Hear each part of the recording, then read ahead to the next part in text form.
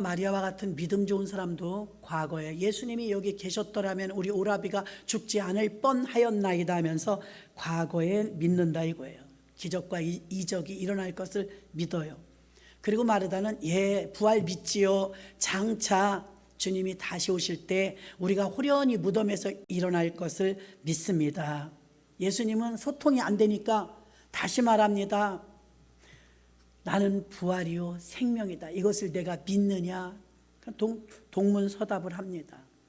그리고 무덤에 가서 나사로야 나오라 하니까 배로 수족이 동인 채로 나사로가 나왔습니다. 그러니 부활은 현재형인 줄로 믿습니다. 현재의 삶 속에서 마음으로 소망으로 원하는 부활은 너무나 많죠.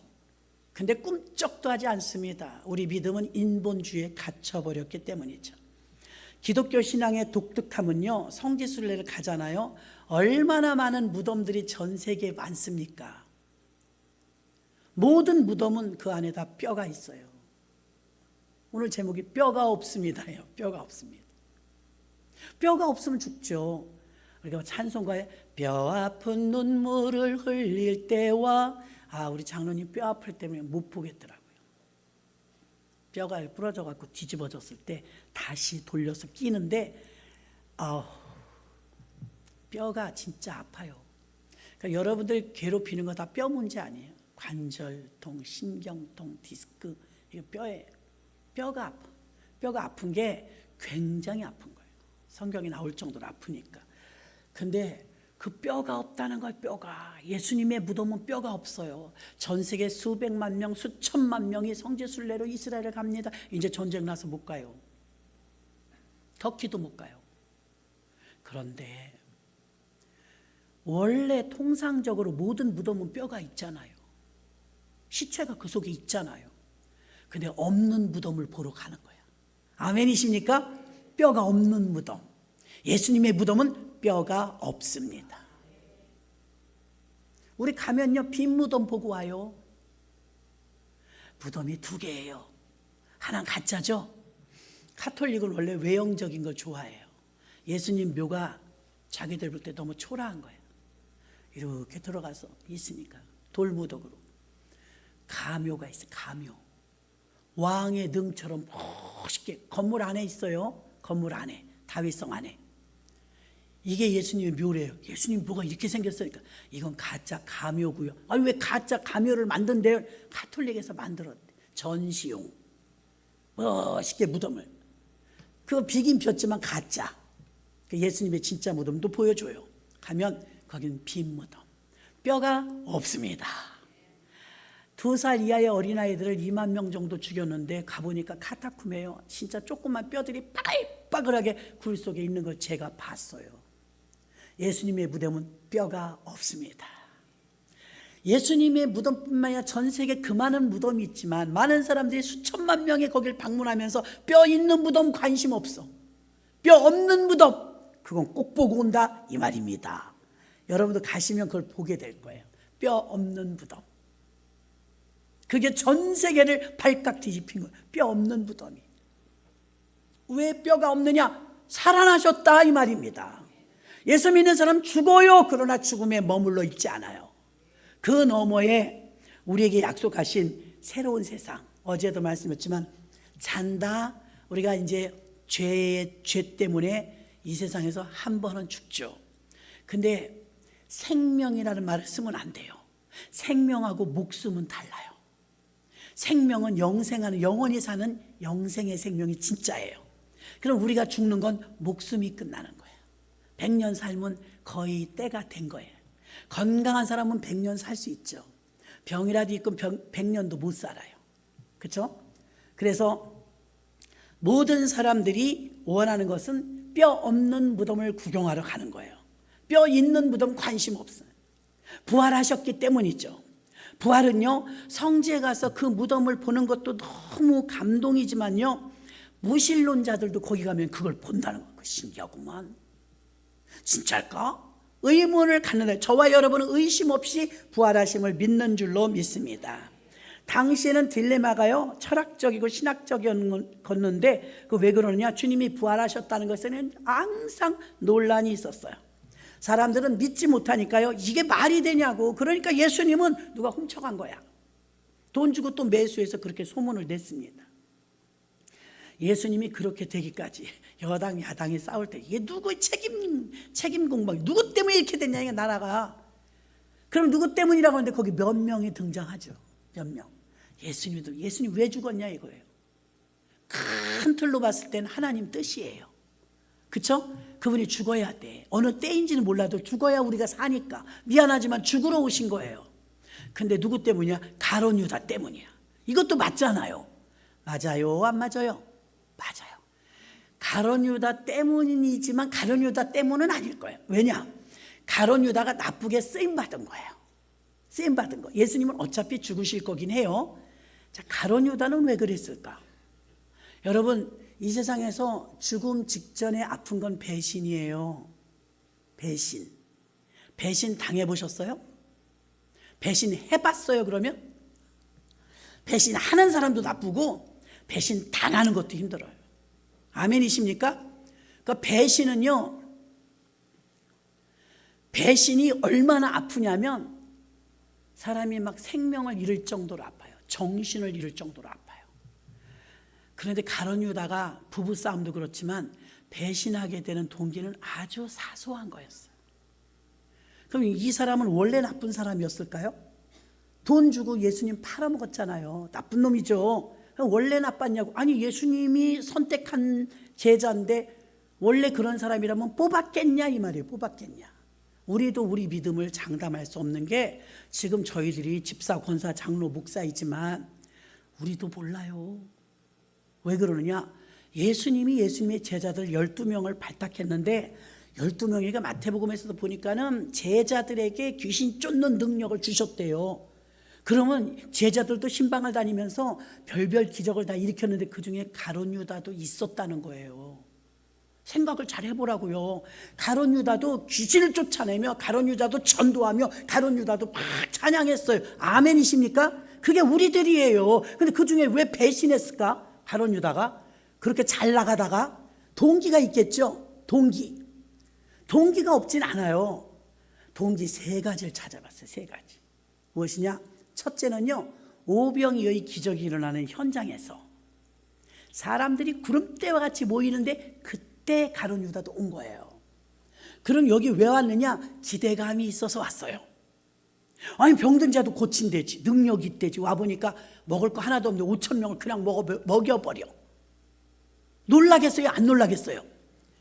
가슴이 뛰어. 첫사랑처럼. 저거야, 바로 저분이야. 저분만이 우리의 로마에서 우리를 풀어줄 수 있는 유일한 분이야. 저분만이 하실 수 있어. 이렇게 생각할까요? 못할까요? 하고도 남아요. 능력이 있었으니까.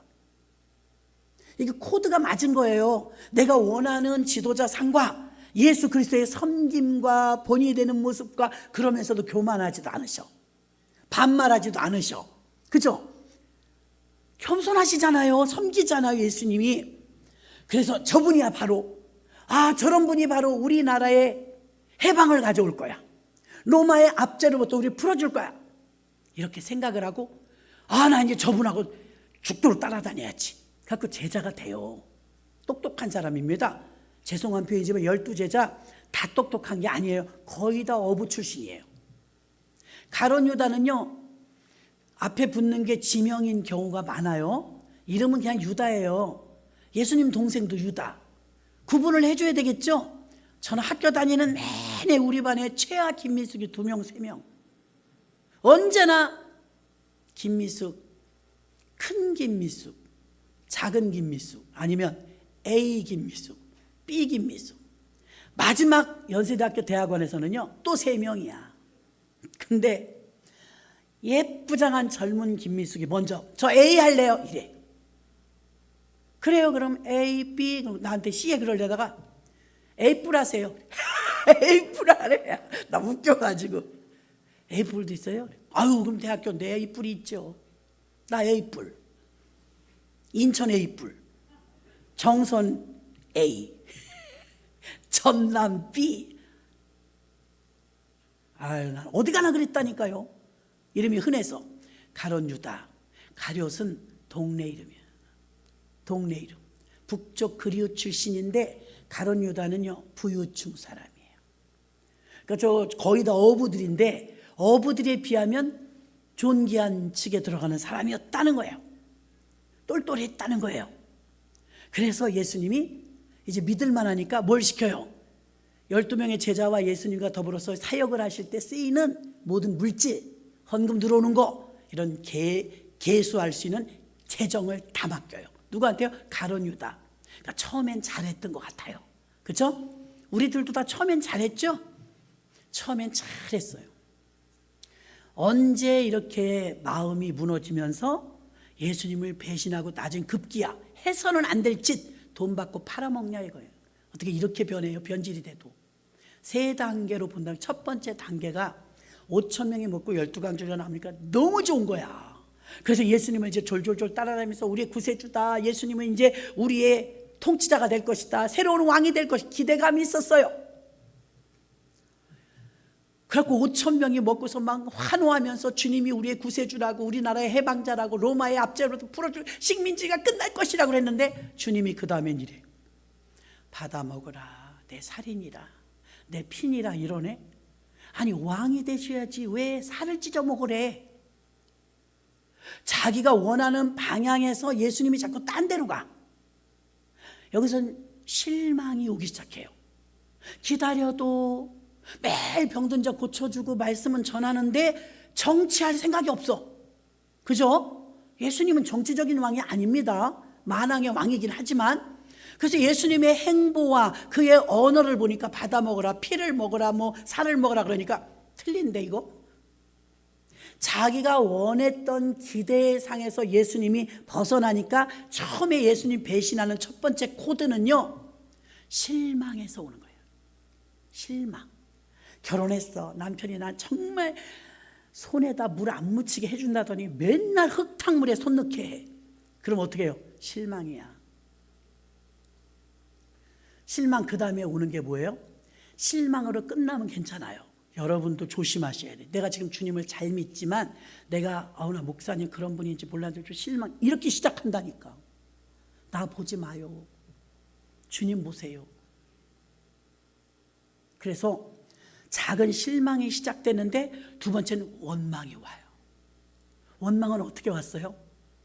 요한복음에 보면은 이 7 귀신 들린 마리아가 향유를 깨서 긴 머리카락으로 발을 씻겨줘요. 그때 가룟 유다가 등장해요. 요한복음 6장에. 이 여자야. 그 비싼 걸 그렇게 허비하냐?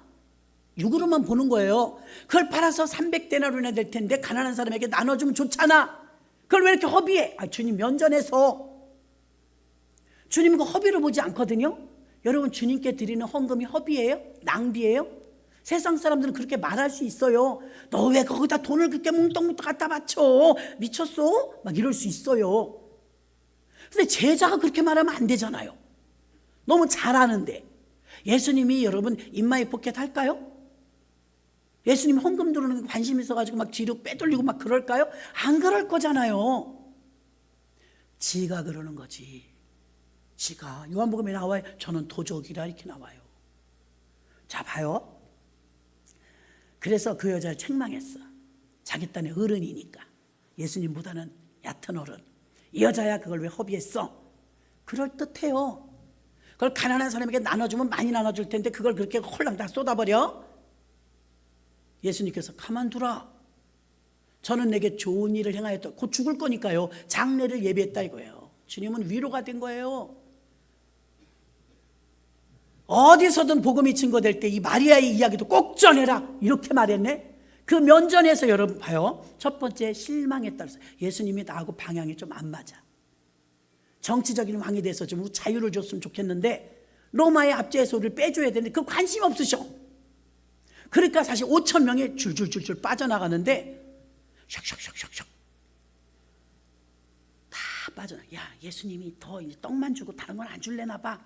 사람들이 다 떠나니까 제자들만 남았어요. 5천 명이 다 떠나고. 그때 유명한 말을 해요. 주님이 너희도 가려느냐? 떡신자야?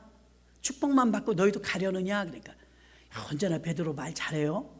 주여 영생의 말씀이 여기 있사온데 내가 어디로 가오리까. 나는 베드로가 좋아. 솔직해서 실수투성이지만. 그러니까 그때 속으로 꽁했던 유다가 한마디도 안 합니다. 왜? 지금 1단계 실망 단계에 있었거든요. 처음엔 조그맣게 시작했다고요. 뭐야, 정치적인 왕이 되셔야지. 우리가 밀어줄 때 얼른 등극하셔야 로마의 압제로부터 우리를 풀어주실 거 아니야. 왜 자꾸 이상한 말씀만 하셔?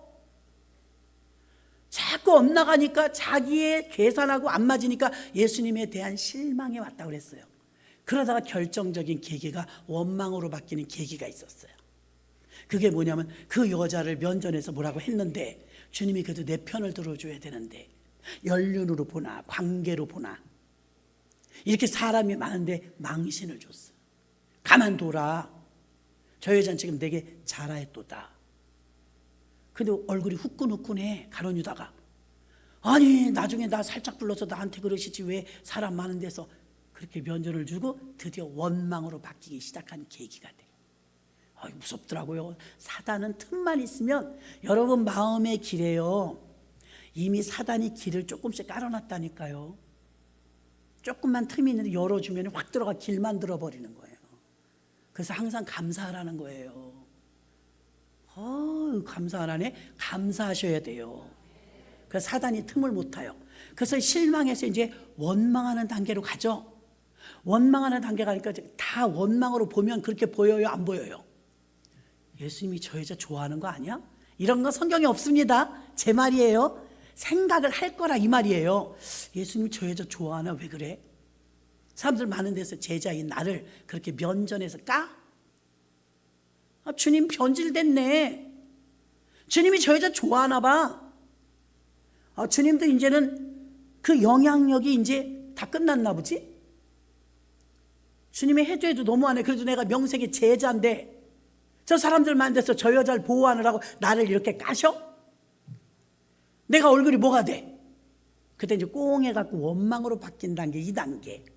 마지막 3번째 3단계는 어디서 극적으로 배신하게 되었느냐? 요한복음에 보면은 누가복음에도 나오고요. 예수님이 세수대에다가 물 가지고 와서 세족식을 합니다.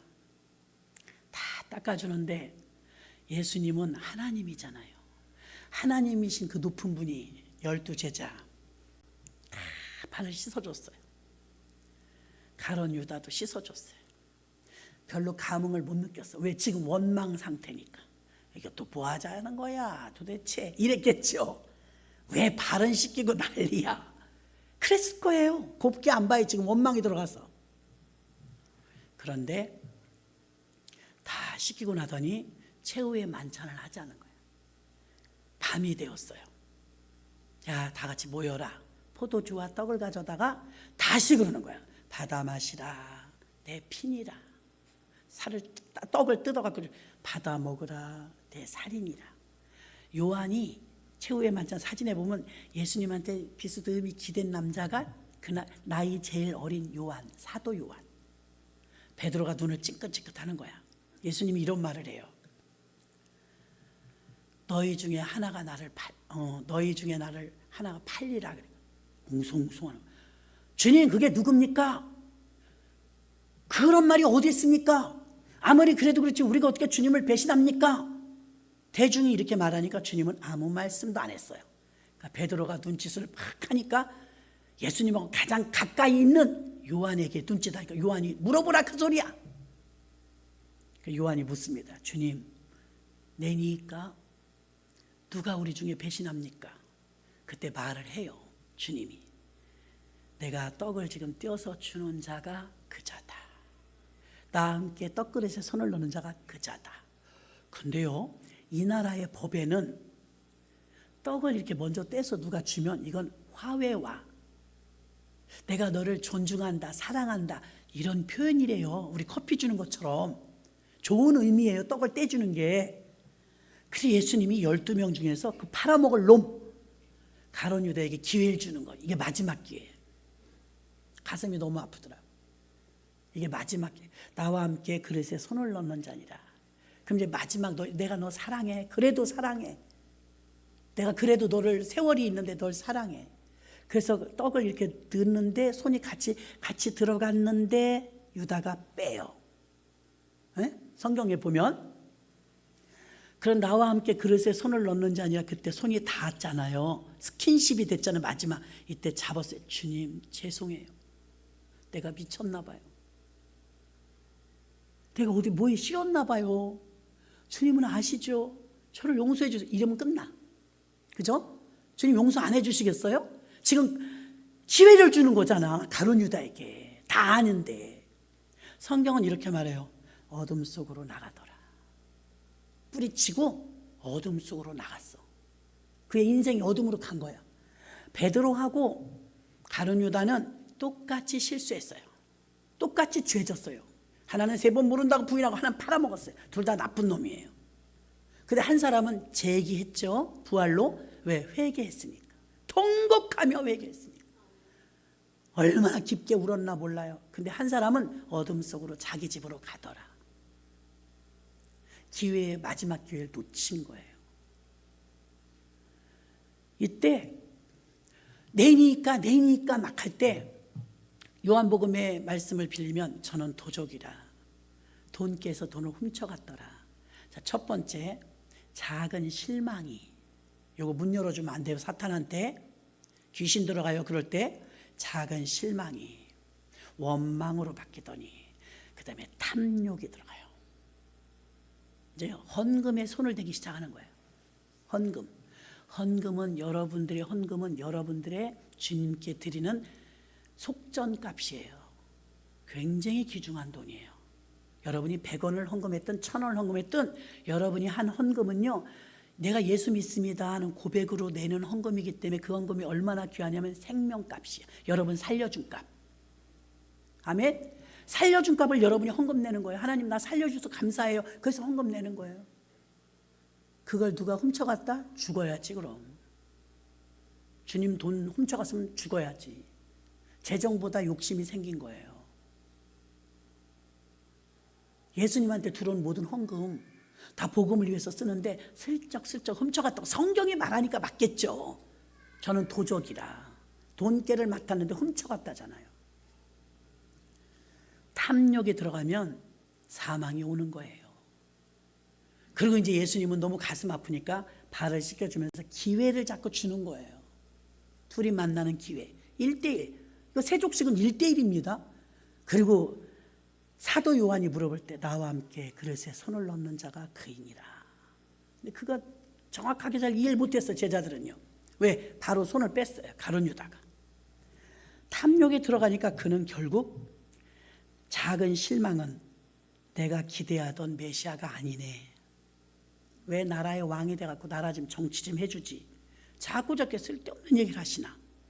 오병이의 기적이 일어난 이후에 작은 실망을 했죠. 사람들 흩어져서 다 가는데 자기는 이제 거기서 재는 거야. 계속 따라다닐까 말까. 두 번째 원망이 오는데 향유 사건. 가룟 유다의 이 자기가 나서서 지가 도적이니까 그 헌금이 300데나리온 들어왔어야 되는데 그래야 좀 슬쩍 하는데 정의랑 왜 다 쏟아버렸냐 이거예요. 거기서 마리아를 칭찬해 주니까 화가 난 감정이 막. 두 번째 배신의 빌미 원망으로 바뀌었죠. 마지막 최후의 만찬 때 세족식이 끝나고 기회를 줬는데 손이 딱 한 그릇에 들어갔을 때 슬쩍 빼서 아닌 척한 거예요. 그때 손이 닿았을 때가 마지막 기회였어요. 그리고 어두운 곳으로 나가더라. 뛰쳐나갔어요. 최후의 만찬을 마치지 못하고 뛰쳐나갔어요. 주님이 모르셨을까요? 아셨어요. 돌아오기를, 회개하기를, 손을 덥석 잡기를. 내가 잘못했다고. 그런데 그 기회를 다 놓쳤어요. 그래서 서운한 마음에 실망과 원망과 마지막에 탐욕으로 그 돈을 썼느냐? 은삼십에 팔아버리고 성전에 던져버리고 가서 목매달아 죽었어요. 귀신이 그렇게 놔두나요? 사단이? 결국은 죽죠. 가룟 유다가 처음부터 변절자는 아니었다는 거예요. 처음에는 괜찮은 사람이었어요. 이게 참 딜레마가 뭐냐, 우리도 그럴 수 있다는 거예요. 항상 겸손해야지.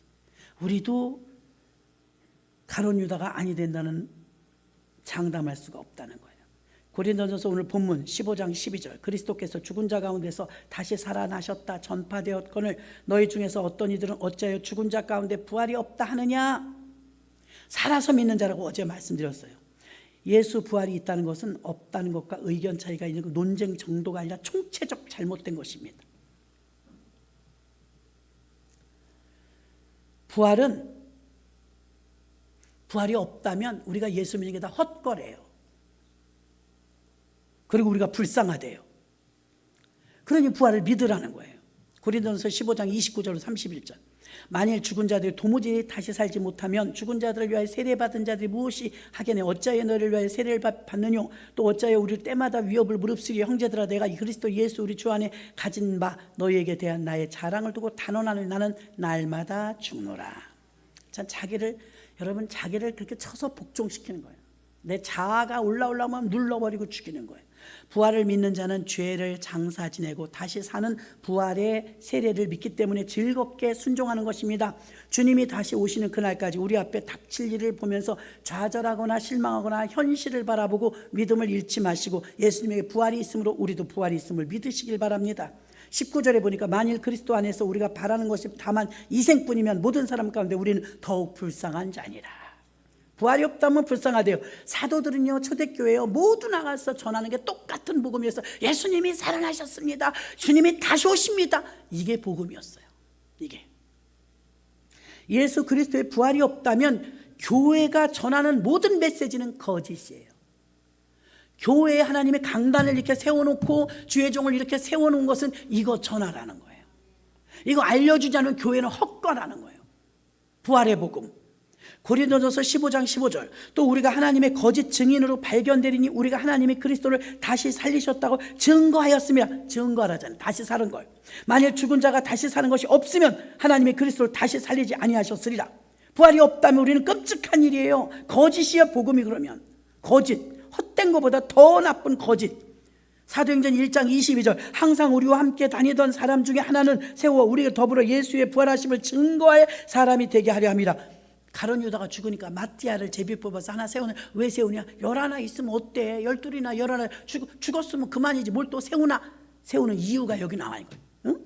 항상 우리와 함께 다니던 사람 중에 하나를 세워 우리로 더불어 예수의 부활하심을 증거할 사람이 되게 하리라 하거늘 해서 마띠아를 하나 더 뽑았는데, 왜 뽑았냐면 부활의 증인이 지금 하나 빠졌으니까 보충하라 이거예요. 복음이 부활이었어요. 모든 게 부활 메시지예요. 사도행전 교회가 30년 이상을 복음을 전할 때 그 부활의 메시지가 언제나 떠나지 않았다는 거예요. 로마서 1장 17절을 보겠습니다. 복음에는 하나님의 의가 나타나서 믿음으로 믿음에 이르게 하나니 기록된 바 오직 의는 믿음으로 말미암아 살리라 함과 같으니라. 아멘. 교회에서 전하는 메시지가 진리와 거짓으로 이게 진리의 복음이냐 이게 거짓의 복음이냐 분별하려면 거기 복음 안에 부활이 들어있느냐 안 들어있느냐 그걸로 판가름하라 이거예요.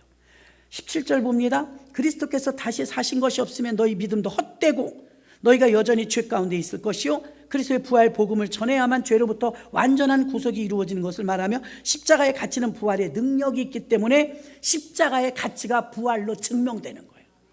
십자가만 있다면 얼마나 힘들어요.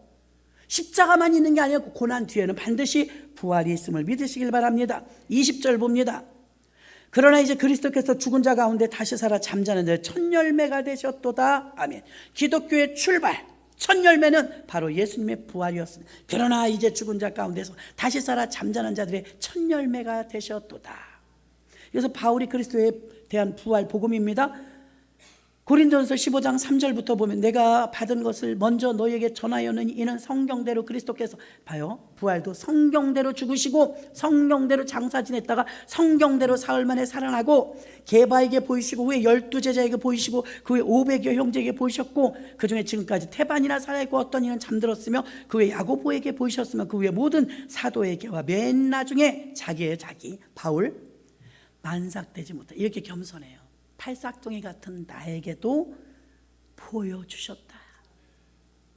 나는 살아있을 때 피부 한번 못 만져봤지만 가룟 유다는 손이 같이 들어갔는데도 뿌리쳤는데 얼마나 사도 바울의 아픔은 주님 내가 살아계실 때 같은 동네라도 살았더라면 한 번만 봤었더라면 얼마나 소원했겠어요. 다메섹으로 부활하신 예수님을 영으로 만난 거지, 영으로. 근데도 이렇게 잘 믿어. 12제자는 다 봤고. 이것이 바울의 그리스도에 대한 부활 복음의 확신이었습니다. 어느 누구도 죽음 앞에서 사실은 자유롭지 못해요. 죽기를 무서워하고 두려워합니다. 죽음이라는 것보다 공포스럽고 끔찍한 건 없을 거예요. 그럼 어떻게 합니까? 많이 가진 자도 죽어요. 즐겁게 사는 사람도 죽어요. 나쁜 놈도 죽어요. 좋은 사람도 죽어요. 건강한 사람도 죽어요. 나이와 상관없어요. 죽음의 범위는 아무도 몰라요. 언제 어떻게 죽을지 모르는 당연한 건 정말 죽어요. 몇 년 후가 될지 몇십 년 후가 될지 모르지만 부활의 논쟁의 의미가 무슨 의미이냐? 그러나 이제 우리가 죽은 뒤에, 그러나 이제 잠자는 데를 첫 열매가 되신 주님 뒤에 두 번째 열매, 세 번째 열매, 우리도 산다 이거예요. 우리도 죽지만 죽음에 머물러 있지는 않는다 이거예요. 예수님의 무덤에 뼈가 없는 것처럼 우리에게는 천국에서의 소생함이 있는 줄로 믿습니다. 20절 봅니다. 그러나 이제 그리스도께서 죽은 자 가운데서 다시 살아 잠자는 자들 첫 열매가 되셨도다. 아멘. 첫 열매, 그 다음에 두 번째, 세 번째 열매가 맺히는데 그게 우리들이에요. 500명 이상 목격자들이 있었고 예수님의 부활을 다 봤다 이거예요. 예수님은 그 자신이 부활하기 전에 부활을 전혀 믿음이 안 갈까봐 샘플로 보여주신 사건은 야이로의 딸을 살려주셨고 나인성의 과부의 아들을 살려주셨고 무덤에 가서 나사로를 살려주셨어요. 생명의 주인이 누구인지를 알려주셨어요. 죽음에서 살려주신 그리스도가 부활의 첫 열매가 되셔서 사도 바울이 말하는 것입니다. 예수 그리스도의 그 믿음 안에는 영원히 죽지 않는 부활을 믿는데, 이거 살아서 믿는 자는 영원히 죽지 아니하리라. 이것이 우리가 믿는 믿음의 실체입니다. 이 믿음이 있기 때문에 죽음 앞에서 담대할 수 있고 죽음 앞에서 소망이 있고 스데반은 천국을 바라보면서 천사 얼굴같이 순교할 수 있었던 것입니다. 말씀을 정리하도록 하겠습니다. 부활의 첫 열매 되신 그리스도를 만나기 때문에 하늘 가는 길이 밝은 것입니다.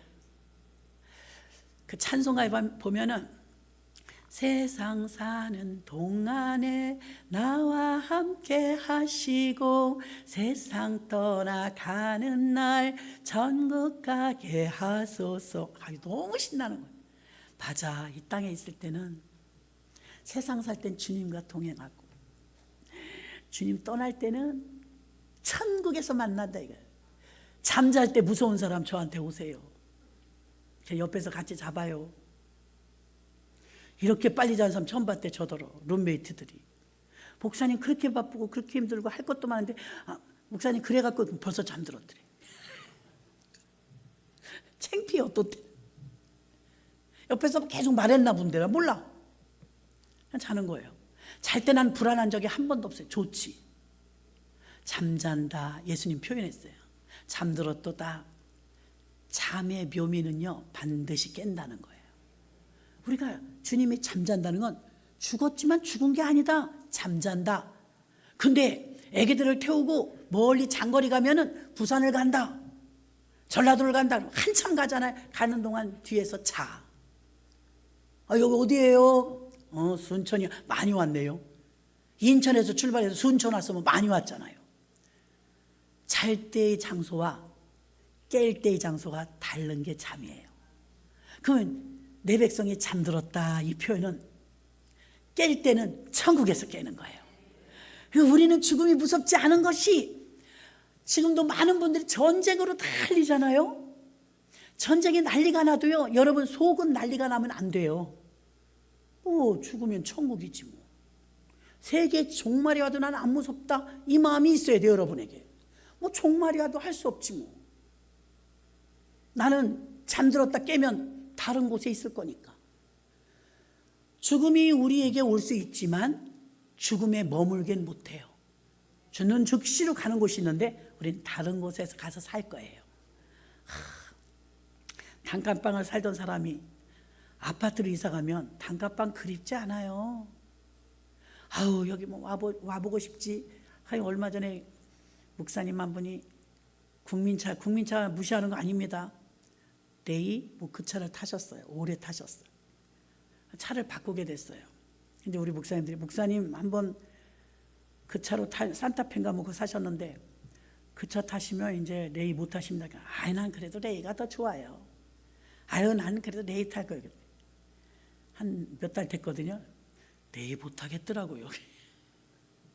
시골에 옛날에 살던 동네 가보니까 왜 이렇게 쬐끔해졌어? 그 동네가 쬐끔해진 거예요? 그대로인데 내가 큰 거죠. 시야도 커지고. 논현동 살다 여러분 저 하인천 이런 데 가서 못 살아. 답답해갖고 골목골목. 논현동은 그냥 사통팔달이 길이 도로가 잘나 있잖아요. 얼마나 전기줄도 많고 복잡한지 몰라요. 차 댈 데도 없고.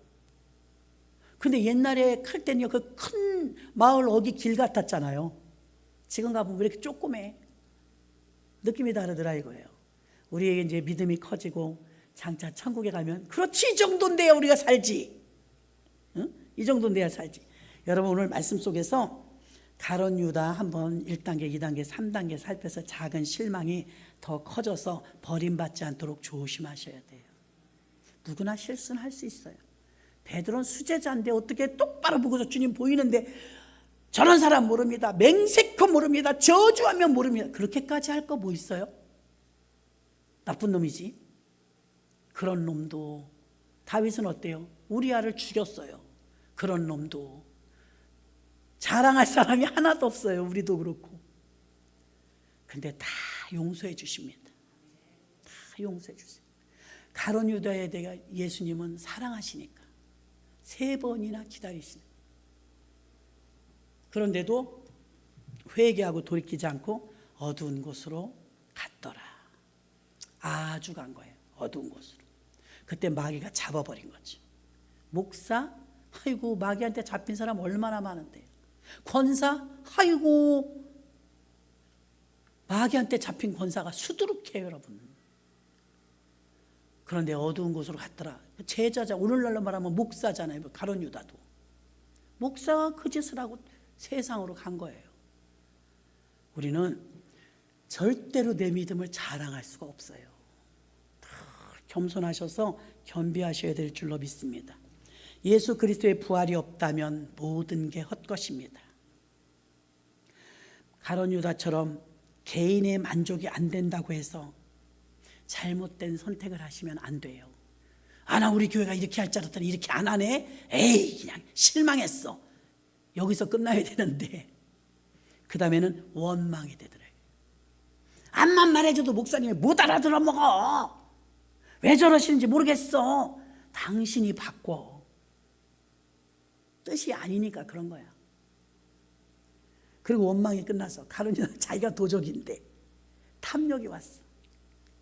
돈 욕심이 막 생겨. 원망이 들어가니까 아껴주고 싶지가 않은 거야. 주님 뭐 말이야 300데나리온이면 발에다 다 닦아버리는데 내가 왜 못 써? 주님 이거 300데나리온 발 씻어버렸는데 내 헌금해서 돈 쓴다고 내 주님 300데나리온 쓰려면 멀었어요. 자기 합리화 시키면서 슬쩍슬쩍 뺐던 거예요. 탐욕이. 사단이 그렇게 충동질하는 거야. 너 그동안 얼마나 고생했니? 갖다 써.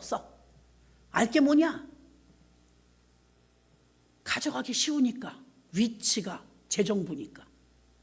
그래가지고 탐욕이 커지니까 돈 받고 예수님 팔아먹어.